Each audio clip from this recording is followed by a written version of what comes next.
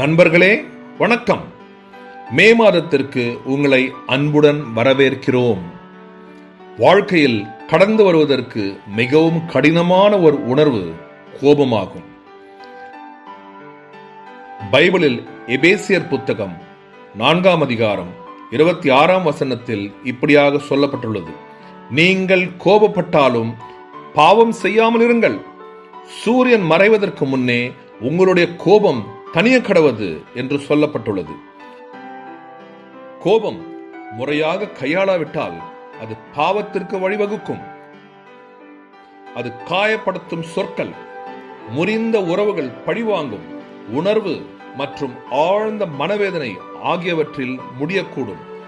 எனவே கோபம் கொள்ளும் தருணங்களில் இந்த 3 எளிய வழிமுறைகளை நினைவில் கொள்ளுங்கள். முதல், நிறுத்து. உன் மனதில் தோன்றுவதை வாய்விட்டு சொல்லாதே. மின்னஞ்சல் எழுதாதே. செய்தியை அனுப்பாதே.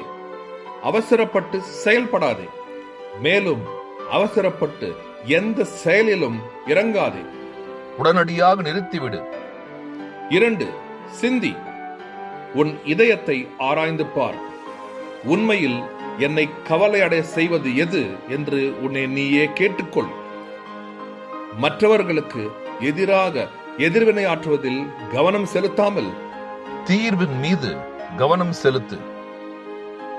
3, தேடு. ஜெபத்தில் ஆண்டவரிடம் திரும்பு. உன் இதயத்தில் உள்ளதை அவரிடம் ஊற்றிவிடு. அவருடைய வழி நடத்துதலையும் ஞானத்தையும் சமாதானத்தையும் கேள். நண்பர்களே, கோபத்தை மனதிலேயே தேக்கி வைத்திருப்பது நம் வாழ்வில் சாத்தான் செயல்படுவதற்கு வாய்ப்பளிக்கிறது.